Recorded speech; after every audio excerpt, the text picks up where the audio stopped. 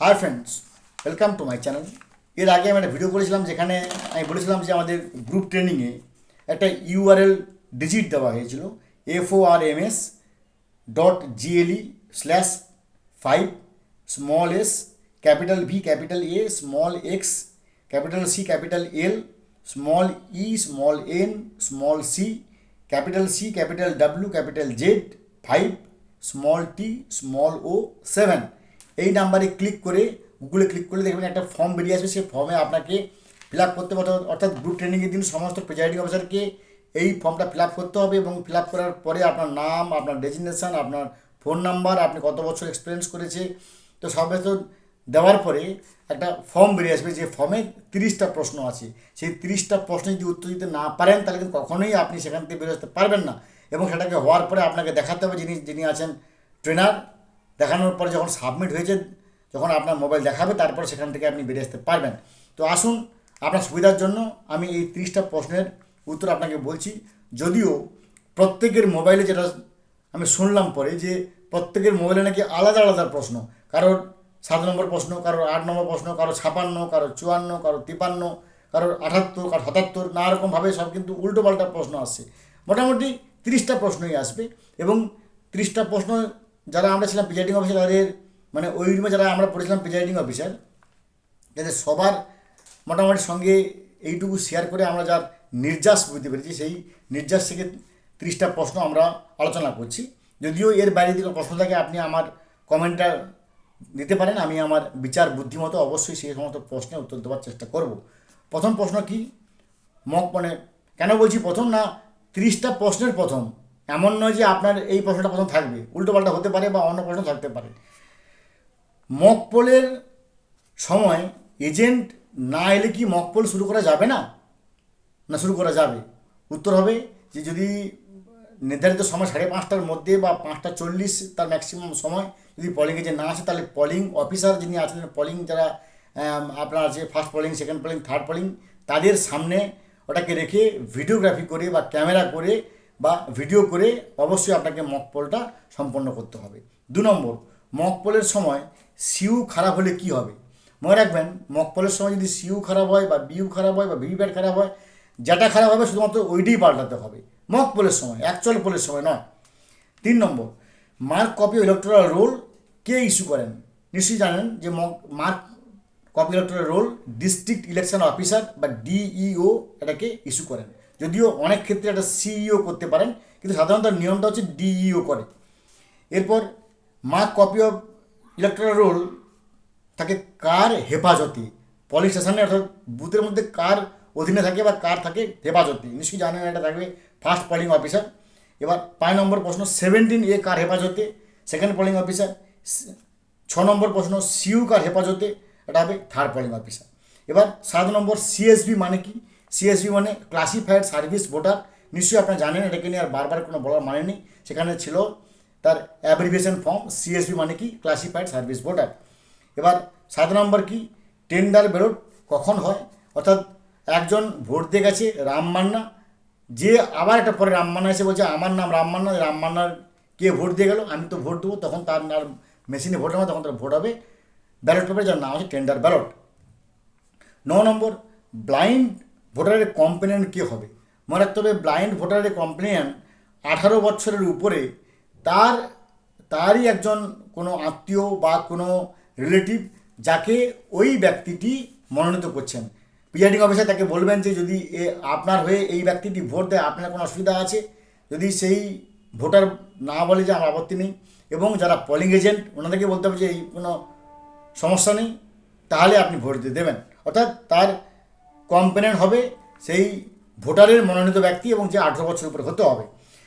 10 নম্বর, mock পোলের সময় BU খারাপ হলে কি হবে? সেই একই প্রশ্ন, বিইউ হোক, সিইউ হোক, ভিভিপ্যাট হোক, যেটা খারাপ ওটা কি পাল্টাতে হবে। এবার 11 নম্বর, ভোট চলাকালীন সিইউ, বিইউ বা ভিভিপ্যাট খারাপ হলে কটা করে মক পোল হবে? অর্থাৎ ধরুন অ্যাকচুয়াল পোল চলছে, আপনার সিইউ খারাপ হয়ে গেছে, বিইউ খারাপ হয়েছে, ভিভিপ্যাট খারাপ হয়ে গেছে, তাহলে আবার পাল্টাতে হবে, পুরো সেটটা পাল্টাতে হবে। সেক্ষেত্রে সবাই মক পোলে আর একটা করে মাত্র ভোট দেবে, আর কিন্তু 50টা ভোট হবে না। তখন প্রত্যেকটা ক্যান্ডিডেট যারা আছে, আমি ধরে নিলাম 16 জন ক্যান্ডিডেট, তাহলে আর মাত্র 16টা ভোট হবে। বেশ, 12 নম্বর, বুথে কে কে আসতে পারবে নিশ্চয়ই জানেন যে presiding officer, polling officer, polling agent, voter, sector magistrate, assistant sector magistrate, ভোটারের সঙ্গে থাকা তার কোলে ল্যাকটেটিভ চাইল্ড, যিনি তার মায়ের দুধ খান, যেটা মায়ের দুধ খায় এমন কোনো বাচ্চা, অথবা কোনো সিইও বা ডিইউর দ্বারা অ্যাপ্রুভড কোনো ব্যক্তি। এরপর টেন্ডার ব্যালট কোনটা ইস্যু করবেন, একেবারে শেষ ব্যালটটা ইস্যু করতে হবে। 14 নম্বর, 49MA কোন সূত্র না, 49MA হচ্ছে টেস্ট ভোট, এই টেস্ট ভোটের সূত্র। 15 নম্বর, টেস্ট ভোট কখন হয়, একজন ব্যক্তি ভোট দিলেন এক্স পার্টিতে কিন্তু তার ওয়াই সিম্বল উঠছে বলে তিনি কমপ্লেন করছেন, তখনই টেস্ট ভোট বা 49MA সূত্র আসবে। এবার 16 নম্বর, কতজন এজেন্ট বসতে পারবে, প্রত্যেকটা পার্টির অ্যাট এ টাইম একজন এজেন্ট বসতে পারবে আর দুজন থাকবে রিলিভিং এজেন্ট। 17 নম্বর, ইসিআই যদি নেট না থাকে তাহলে ইসিআই নেট কীভাবে কাজ করবে না, নেট না থাকলে আপনি ইসিআই নেটে যেমন দিচ্ছেন তেমন তথ্য দেবেন, ওটা অটোমেটিক্যালি ওটা এসএমএসের মধ্য দিয়ে চলে যাবে, অর্থাৎ আর এসএমএস করতে হবে না। ইসিআই নেটের এমন ক্ষমতা, যদি নেট নাও থাকে তাহলে ওটা অটোমেটিক, তাহলে ওটা সিমের সাহায্যে ওটা অটোমেটিক এসএমএসের মধ্য দিয়ে সেখানে সেই কন্ট্রোল রুমে খবর চলে যাবে। 18 নম্বর, ভিআইএস ডকুমেন্ট কি প্রমাণ, না কখনোই। ভিআইএস মানে হচ্ছে ভোটার ইনফরমেশান স্লিপ, এটা শুধুমাত্র ইনফরমেশনের জন্য, এটা কখনোই ডকুমেন্ট হিসেবে প্রমাণ হবে না। 19 নম্বর, ডকুমেন্ট ছিল কতগুলি আগে, আমরা সবাই জানি আগে ছিল 11টা ডকুমেন্ট, এবারে কটা হয়েছে 20 নম্বর, এবারে হয়েছে 12 ডকুমেন্ট, কারণ 11টার সঙ্গে মিনিস্ট্রি থেকে এবার একটা এক্সট্রা ডকুমেন্ট, তাহলে 11+1 সমান 12টা ডকুমেন্ট হয়েছে। এবার 21 নম্বর, ভোট না দিলে কী হবে যখন 17A রেজিস্টার হয়ে গেছে। কেউ যদি বললো যে আমি ভোট দেবো না, 17A যখন রেজিস্টার হয়ে গেছে, তাহলে কী বলবো না, তাহলে ওখানে প্রিজাইডিং অফিসার লিখবেন রিফিউজ টু ভোট, এইভাবে তিনি লিখবেন। এবার নেক্সট, শেষ ব্যক্তি যদি ভোট না দেয় তাহলে কী হবে, যে কথাটা আমি যে কথাটা আমাদের ট্রেনিংয়ে এর আগের ভিডিওতে আমি বলেছিলাম যে শেষ ব্যক্তি সিইউ ব্যালট প্রেস হয়ে গেছে, শেষ ব্যক্তিটি বলছে আমি ভোট দেবো না, তাহলে কী হবে না, তাহলে সেক্ষেত্রে নিয়মটা হচ্ছে মেশিনটাকে অফ করে আবার অন করতে হবে, তাহলে ওই শেষ ব্যালটটা ডিসমিস হয়ে যাবে। 23 নম্বর, বিভিসি কি, বিভিসি হচ্ছে তার কী বলবো প্রসেস অফ কানেকশান, ব্যালট থেকে ভিভিপ্যাটে যাবে লাইন, ভিভিপ্যাট থেকে কন্ট্রোল ইউনিটের লাইন আসবে, এটার নাম হচ্ছে বিবিসি। সিআরসি কি, সিআরসি হচ্ছে ক্লোজ রেজাল্ট ক্লিয়ার, এ তার সমবায়িত, তার কী বলবো তার সিস্টেমেটিক প্রসেস। এবার 25 নম্বর, ভোটার লিস্টে নাম নেই, সে কি করবে, তাকে কখনোই পিআরও ভোট দেবে না। 26 নম্বর, মক পোল স্লিপের পেছনে কি থাকবে না, মক পোল স্লিপের পেছনে প্রত্যেকটা রাবার স্ট্যাম্প থাকবে, সেই রাবার স্ট্যাম্পে স্ট্যাম্প মারতে হবে। 27 নম্বর, এবার সিল কত প্রকার হয়, সাধারণত সিল 4 প্রকার হয়, green paper seal, pink paper seal, গালা সিল, মেটাল সিল, কারণ এইবারে কিন্তু স্ট্রিপ সিল নেই, তার জন্য এইবারে ভোটে 4 রকমের সিল হতে পারে, আর বাকিগুলো সিল হতে পারে, কিন্তু এইগুলো হচ্ছে main seal, green paper seal, pink paper seal, গালা সিল এবং প্রিজাইডিং অফিসার্স মেটাল সিল। এবার 28 নম্বর, অসভ্য আচরণ করলে কোনো ভোটার কী করবেন না, যদি কোনো ভোটার অসভ্য আচরণ করেন, ভোট দিয়ে বলেন যে আমি এই পার্টিকে ভোট দিয়েছি, আমি ওই পার্টিকে ভোট দেবো, তিনি মদ খেয়ে আসেন, তিনি মাদকাসক্ত হয়ে উল্টোপাল্টা কথা বলেন, তাহলে কিন্তু তাকে কিন্তু কখনোই পিআরও ভোট দেবে না, তাই সেখান থেকে তাকে তাড়িয়ে দেবেন এবং তাকে আরও বেশি অসভ্য করলে তাকে অবশ্যই পুলিশের হাতে হ্যান্ডওভার করবেন, এবং ওনার যদি নাম লেখা হয়ে যায় তাহলে ওনার নামের সাথে লিখবেন ভোটিং প্রসিডিওর ভায়োলেটেড, অর্থাৎ ওনাকে ভোট দেওয়া হয়নি, কেন না উনি ভোটিং প্রসিডিওর ভায়োলেট করেছেন। ওনার 17A যেখানে লাগবে সেখানটার সোজাসুজি মন্তব্য প্রশ্নে প্রিজাইডিং অফিসার এটাকে এইভাবে লিখবেন।